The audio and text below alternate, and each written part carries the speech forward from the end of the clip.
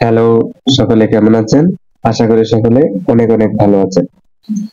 আচ্ছা, 1941 থেকে 42 সালের মধ্যে যখন বিশ্বযুদ্ধ চলছিল, তখন বাংলাদেশের কুমিল্লা জেলায় একটি বিমানবন্দর তৈরি করা হয় এবং এটি 76 সাল পর্যন্ত খুব ভালোভাবেই চলছিল। কিন্তু 76 সালের পর এই 41 থেকে 76 প্রায় 35-36 বছর পর এটিকে কোনো একটা অজ্ঞাত কারণে বন্ধ করে দেওয়া হয়। যার কারণে এখন পর্যন্ত 2025 সালে এসেও কুমিল্লা পার্শ্ববর্তী যতগুলো জেলা রয়েছে সবাই মোটামুটি ভোগান্তিতে রয়েছে।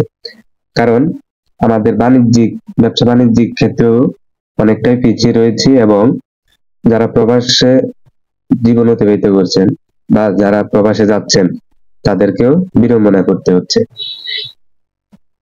ঢাকা, চট্টগ্রাম এবং সিলেট এই তিনটি আন্তর্জাতিক এয়ারপোর্ট বা বিমানবন্দর, এই তিনটির পরে বাংলাদেশের মধ্যে যতগুলো বিমানবন্দর রয়েছে সবচেয়ে গুরুত্বপূর্ণ বিমানবন্দর রয়েছে হলো এই কুমিল্লার মধ্যে। তারপরে এটিকে বন্ধ করে রাখা হয়েছে। যদিও অন্তর্বর্তীকালীন সরকার এখন এটিকে সংস্কার করার জন্য অনুমতি দিয়েছে এবং কাজ চলছে, বা চাই এটি দ্রুত হোক।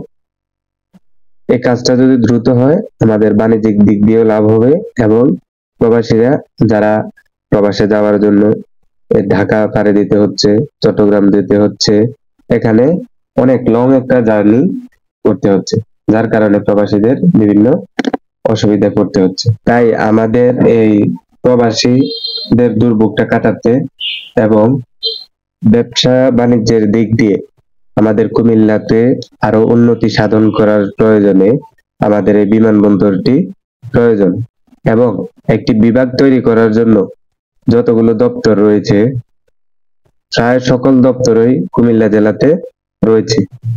তারপরেও এত দাবি দাবার পরেও আমাদের এই কুমিল্লাকে এখনো বিভাগ বলে ঘোষণা করা হয়নি। তাই আমরা সকলে আশা রাখি যে অতি শীঘ্রই আমরা কুমিল্লাকে বিভাগ হিসেবে ঘোষণা পাবো এবং আমাদের এই বিমানবন্দরের কাজটি দ্রুত শেষ হয়ে বিমান চলাচল করে আমাদের প্রবাসীদের দুর্ভোগ কাটাতে সহযোগিতা করবে এবং আমাদের প্রবাসীদের এই দুর্ভোগ কাটাতে ও বিদেশিদের সাথে আমাদের বাণিজ্যিক সম্পর্ক আরো মজবুত করে তৈরি করতে আমাদের এই বিমানবন্দরটি দ্রুত প্রত্যাশা করছি। তো অনেকগুলোই কথা বলেছি, কথার মধ্যে যদি ভুল হয়ে থাকে যেহেতু নতুন সেহেতু আশা করি ক্ষমার দৃষ্টিতে দেখবেন। আমার পাশে থাকবেন, আমাকে অনেক অনেক উৎসাহ দিবেন, তাহলে আমি এগিয়ে যাওয়ার চেষ্টা করব ইনশাআল্লাহ।